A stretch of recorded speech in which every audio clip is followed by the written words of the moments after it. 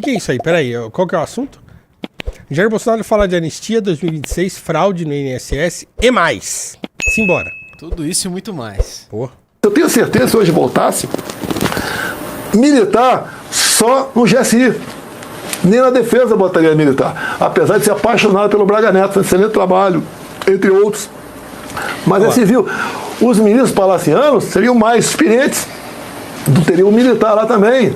Para um pouco aí. Vocês lembram quando durante o governo dele ele falava, né? Ele começa desde a campanha, tem lá vídeos de campanha dele falando, nós teremos ministros preparados e tal, e não sei o que, tal. Ele fala isso várias vezes durante a campanha. Durante o governo dele, ele fala, temos ministros técnicos, né? Aí ele fala e tal. Então, isso aí era propaganda do governo dele.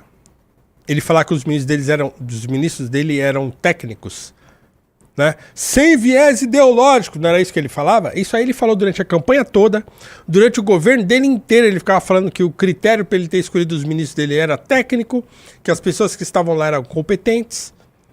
E aí, claro, ele agora que está em campanha, mesmo estando inelegível, ele fala que não, eu ia colocar mais gente mais técnica. Né? Então, quer dizer, o Bolsonaro de 2025, ele tá criticando o Bolsonaro de 2022, 2021, 2020, 2019, né? Então é curioso isso. Volta um pouquinho aí e continua. Também, que experiência é essa? De parlamento. Eu fui muito bem, me senti muito bem com o Ciro quando ele assumiu a Casa Civil. Dado a vivência, o seu conhecimento com o parlamento, me tirou uma série de problemas. Ele resolveu o assunto, ele procurava o líder e conversava. Antigamente, o Braga Neto foi chefe da Casa Civil, mas não sabia conversar com os caras. Foi um erro meu. Hoje, te votaria muito melhor. Até a relação com o Supremo Tribunal Federal. Tem que ter um relacionamento com o Supremo Tribunal Federal, ponto final. Tem que ter um relacionamento. Por mais que temos a essa... Para aí. Cara, procura aí o vídeo daquele... Ele... Opa! Sai!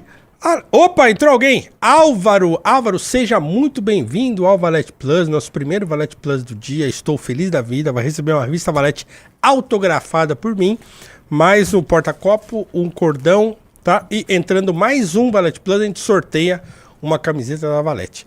Meu, acha... Mais um? Álvaro. Aê, Caio, legal, muito bom, seja bem-vindo ao Valete Plus. Então, daqui a pouco a gente sorteia, então, no final... a primeira camiseta. Entrem mais aí no Valete Plus, por favor. Cara, desculpa aí parar a coisa aqui, mas acha o vídeo em que ele fala lá o Sai Alexandre de Moraes. Né? Que é bom a gente contrastar isso, porque a gente nunca pode esquecer, tá? Se tem uma coisa que a gente não pode esquecer, é o que foi o governo de Jair Bolsonaro. Nós não podemos esquecer. Em palavras, em atos. Esses dias recuperaram um vídeo meu lá na outra rede, lá no X, em que eu postei em 2020 dos bolsonaristas fazendo dancinha com caixão na Avenida Paulista. Tá? Então, assim, a gente não pode esquecer isso, pessoal. Assim, o que tem de vídeo, de coisa, de fala, de pronunciamento de Bolsonaro, de loucura, mostrando cloroquina para Ema, nós não podemos esquecer nada disso. Nada. Nós não podemos esquecer nada. Nenhuma vírgula que esse cara falou, nada. A gente tem que lembrar de tudo. Porque, ó, isso aí que ele tá fazendo agora, né? Essa entrevista, que é uma entrevista de campanha, e que é típica de um político, tá? Ele não tá fazendo nada diferente do que qualquer um faria. Só que ele falar desse jeito agora, ele quer passar a impressão que ele não é aquela pessoa que a gente viu governar por 4 anos. Então a gente não pode esquecer. Você achou aí o vídeo? Então assim, esse cara que vai falar agora é o mesmo que agora tá falando. Não. Temos que ter relacionamento com o STF, sim. Então é esse mesmo cara aí que vai falar agora. Que uma pessoa apenas, um homem apenas, turve a nossa democracia e ameace a nossa liberdade. Dizer a esse ministro que ele tem tempo ainda para se redimir.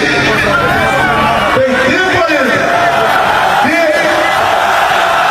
arquivar seus inquéritos.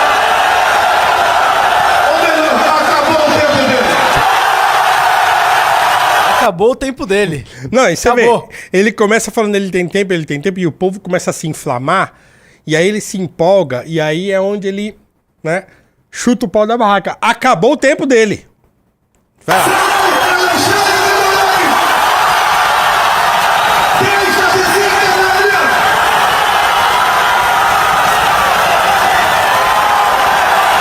Deixe de oprimir o povo brasileiro! Deixe de censurar o seu Olha o cara povo! desgraçado ali do lado. Nós aqui, Malafaia tá ali, ó. nós devemos sim!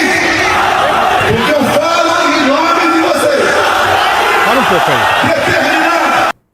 Esse cara que tá do lado do narigudo ali, que é o... como é que é o nome? Abduche, né? É, alguma coisa assim. Tomé Abduche. Então, esse é o cara da chuva lá, que depois ficou aquela foto icônica dele na chuva nos acampamentos. Então, esse Bolsonaro aí é o mesmo que agora tá com aquele papo que tá nessa entrevista aí. Podemos voltar pra entrevista agora. Obrigado, viu, Guilherme, por recuperar tão rapidamente o vídeo. Mas, esse cara aí, volta um pouquinho, ele emagreceu, né? Esse negócio esse problema que ele teve aí, ele tava bem inchadão agora, atualmente, mas ele emagreceu. O líder conversava. Antigamente o Braga Neto foi chefe da Casa Civil, mas não sabia conversar com os caras. Foi um erro meu. Hoje te votaria muito melhor. Até a relação com o Supremo Tribunal Federal.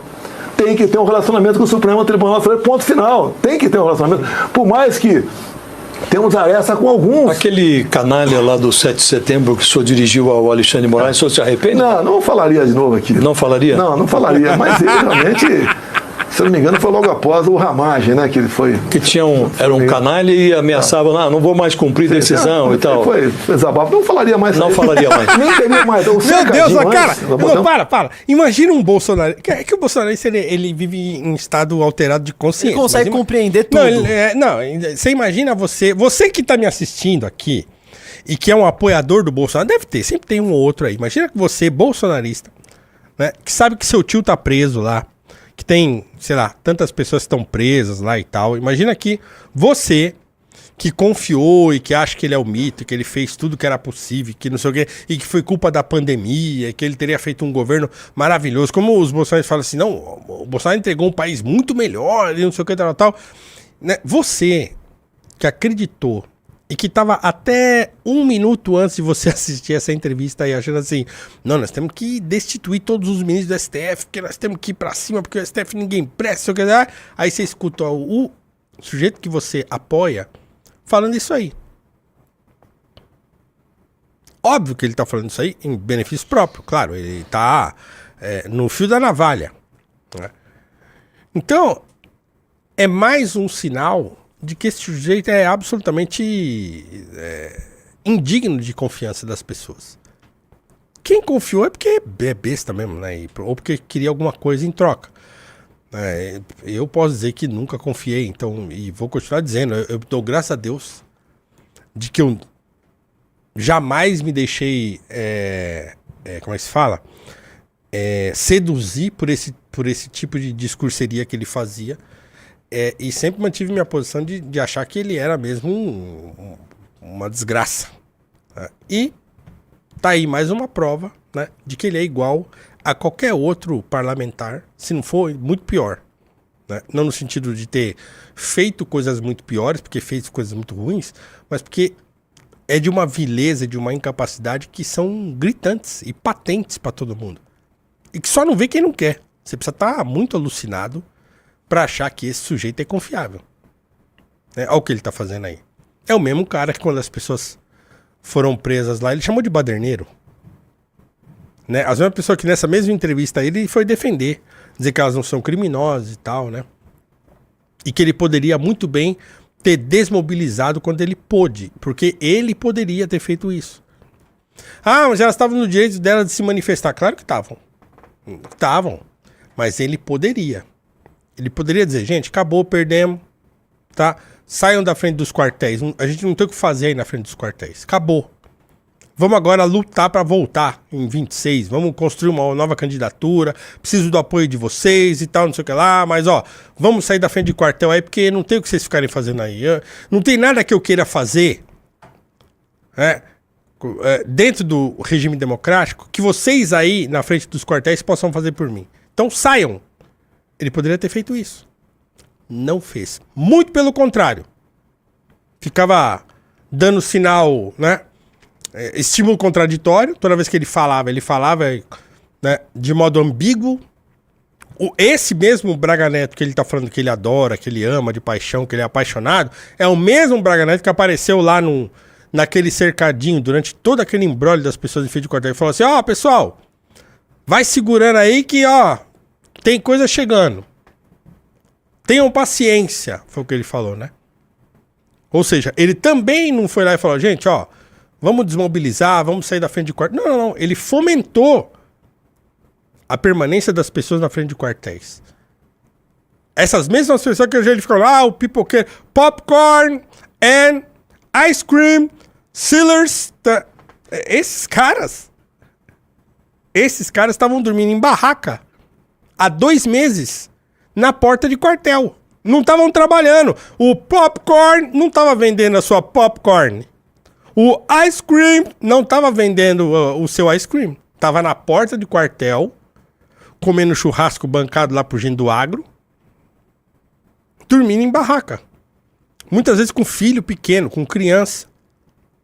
Essas mães que ele fica evocando agora que estão presas, têm filho pequeno, essas mães, muitas delas estavam há 2 meses em frente de quartel.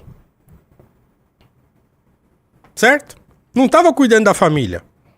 Não estava cuidando dos próprios interesses, estava cuidando do interesse dele. Do Bolsonaro. Então essas pessoas foram instigadas a permanecer ali. Por ele. E por toda aquela entourage dele de gente psicopata que estava vendo isso como vantagem. Certo? Então agora, tudo isso que aconteceu com essas pessoas é culpa dele também. Dele, do filho dele, dos filhos dele, dos ministros, do governo dele. Então ele aparecer agora como se essas pessoas tivessem e que estão sofrendo um processo de injustiça, como de fato estão, e que ele não tem nada a ver com isso, é claro que tem. É claro que tem. Claro que tem. Porque os sellers, os sealers, como ele falou, de popcorn e ice cream, estavam lá boletados em porta de quartel há 2 meses, sem trabalhar, comendo churrasco, né, e cantando hino pra pneu, pegando o celular pra chamar ET, sei lá que diabo que eles estavam fazendo naquele dia lá, né, fazendo dancinha, grudado na carroceria do caminhão. Esse pessoal tava protagonizando um show de comédia e ao mesmo tempo de horrores. De novo, vou falar de novo. Nós não podemos esquecer o que aconteceu. Eu apaguei muitos vídeos do meu celular desse período, mas tem muita coisa na internet. Muita coisa. Vejam os vídeos. Se você que tá agora assistindo aí, você talvez não acompanhasse na época, não sei o que, sei lá o que, é só procurar. Procura os vídeos das pessoas que estavam acampadas nas portas dos quartéis. O que essas pessoas estavam fazendo. Que loucura que estava acontecendo ali. Os crentes ajoelhando, e aí, Bíblia, não sei o que, tal. Né? E eu tô falando aqui, vocês sabem, como um crente que eu sou, também sou crente. Né? A subversão da fé das pessoas por uma paixão política pecaminosa.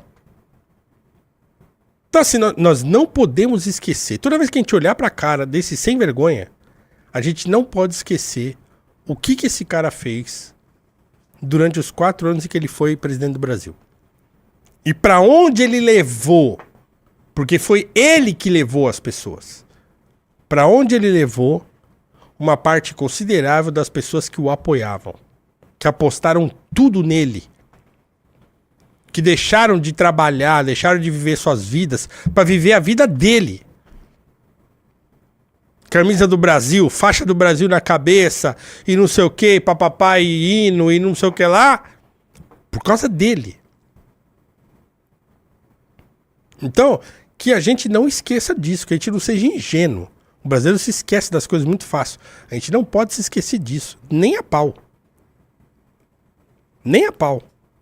Enquanto eu tiver um microfone pra falar e que esse sujeito aparecer, eu vou lembrar todo mundo, né, quem ele de fato é. E o que ele fez de errado pelo nosso país. E fez muita coisa errada. Muita coisa errada. Foi um governante medíocre. Vocês lembram o que ele fez em 2022? Para tentar se reeleger? Vocês lembram no dia da eleição o que a Polícia Federal fez, a Rodoviária Federal fez, impedindo as pessoas de votar? Fazendo lá comando em estrada, impedindo as pessoas de transitar. A dinheirama que ele soltou. Eu tenho amigos que trabalham na Caixa Econômica.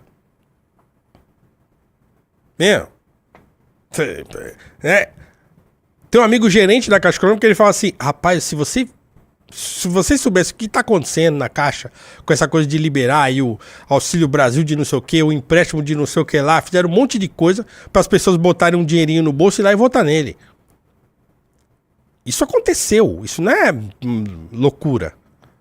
Então toda vez que a gente vê esse cara aparecer na televisão ou qualquer outro lugar, a gente tem que se lembrar disso. Porque ele tá aí. Ele tá inelegível agora, mas daqui a pouco ele tá aí. Tudo pode acontecer. Eu não bateria o martelo de dizer que ele não terá condições de disputar a eleição em 26. Não, eu conheço o Brasil. Pode acontecer uma mágica do dia pra noite lá e devolverem a elegibilidade pra ele. Agora, claro, se ele não for candidato, outro será em nome dele. Como foi o Haddad em nome do Lula. Então, a gente tem que ficar esperto com isso. Tem que ficar esperto com isso. Ele fala mais alguma coisa aí? Acho que não, né? Falta, acho que só pra acabar, vai lá. Pra acabar, vamos ver. Para dentro do Alvorada. Tinha um cercadinho lá fora, onde a imprensa toda ficava ali a 3 metros com um binóculo de você. Não ia ter mais isso aí. Não ia ter mais cercadinho? Não, o cercadinho pode ter lá dentro, né? Mas não aceitar a provocação. Agora... Então, quer dizer, ele tá... tudo que ele falou nesse trecho dessa entrevista aí é meio que tentando se recolocar na disputa, né? Tentando reconhecer aquilo que muita gente criticou durante o governo dele, dizendo, não vou mais fazer isso. Agora, quando ele fala que ele não mais vai fazer isso, é por quê? Porque ele reconhece que essas coisas que ele fazia eram ruins, ou porque ele vai fazer diferente porque ele quer cumprir aquilo que as pessoas acham que seria melhor. Então a gente não pode ser ingênuo, ele está em campanha aí.